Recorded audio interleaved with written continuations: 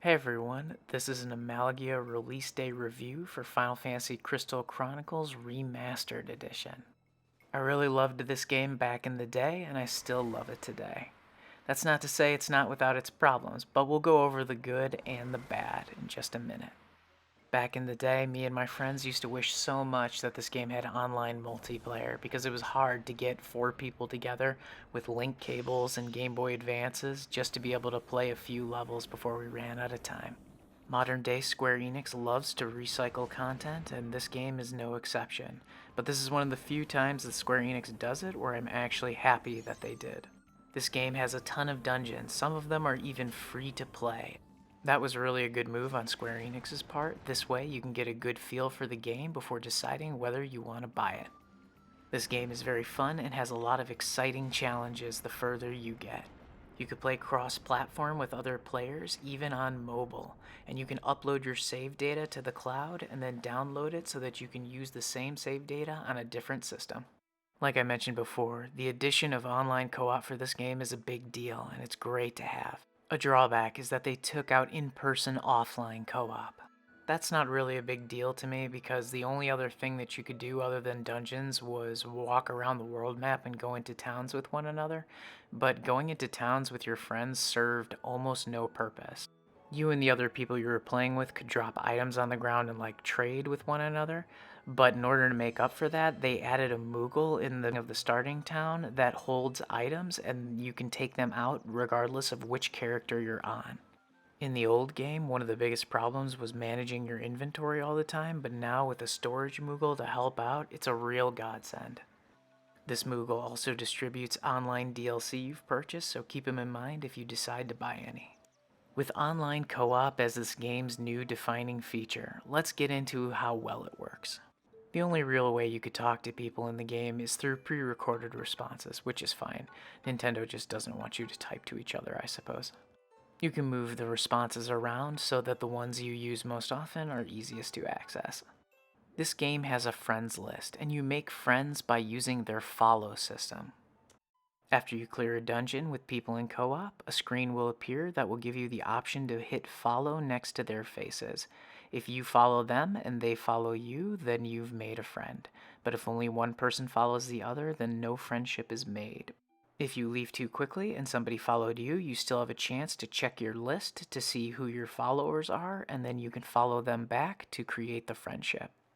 The game also gives your character a comically long invite code that you can give to people so that they can search you out specifically. While I wish that code was shorter, these are nice features, and let's talk about setting out for co op and how to find the lobby rooms. In the main menu, click Set Out Together, and then it'll connect to the server. When you successfully connect, you have three options: Host, Join, and Quick Match. One drawback of the game is that because everybody has separate files and separate caravans, you can only make progress if you are the host of a dungeon. Join is mostly so that you can help other players out and run dungeons multiple times in order to try to collect more artifacts. At the end of each dungeon, you can only choose one, and some are very rare, so you'll have to run dungeons a lot of times if you want to collect everything that you need. When you're playing solo, there's a Moogle that will carry your chalice for you, but in online play, there is no one who will carry the chalice automatically, so you have to split the job between you and your friends. I'm actually a little surprised that they didn't modernize the chalice carrying aspect of this game. I thought the online co op would have a Moogle carrying your chalice around as well, because I didn't think that newer players would want to deal with having to carry the chalice. I never really minded it, but apparently Square Enix thinks that everybody should have a turn at doing it. Also, if someone online disconnects from a room too many times, they won't be allowed to get back on for a while. How many times and how long the ban is, I'm not really sure, but it's done to protect people from trolls. When you hit join, you can choose who you want to join, assuming you have the ability to connect to them, but Quick Match seems to just throw you into a random dungeon with a random group, which is fine if you're down for the mystery. This is what the lobby looks like, and most of the time the dungeons are already in progress. And that is one of my criticisms of this game. I'll put a video guide up on it sometime in the not so distant future, but this game revolves around collecting bonus points in dungeons so that you can get access to rare items and artifacts. If you click on a dungeon that happens to already be in progress, if it's halfway done, 3/4 of the way done, almost at the boss, you may not have enough time to collect enough bonus points. A lack of bonus points collectively as a group can make it so that your group won't have access to the rarest treasures. Also, how many bonus points you have determines who gets to pick which artifacts first at the end of the dungeon, so having as many as possible is always a good thing. In my very first group, all 3 of the people I was playing with disconnected and dropped their items and left Magicite behind. I've done a number of dungeons so far, and connectivity to the server has actually been pretty good, so I think this was just a one-off, or they were playing together and something happened and they had to all DC together. But what else was good is that when they DC'd, it actually didn't take very long for the room to repopulate with new players.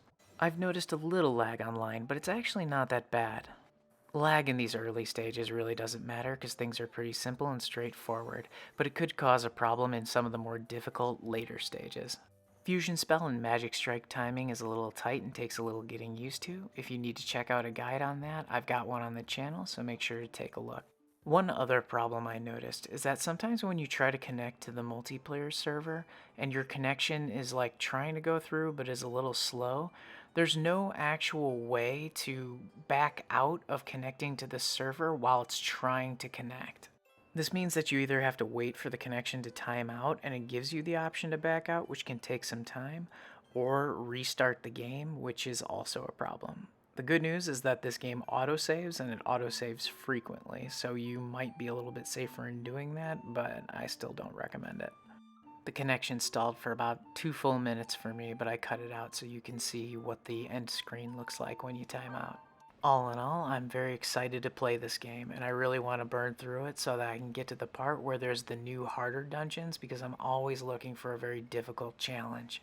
I'll probably put out a detailed, more comprehensive review once I get further in the game, but this is just my reaction to day 1. This game is a lot of fun, and I hope to see you out there adventuring.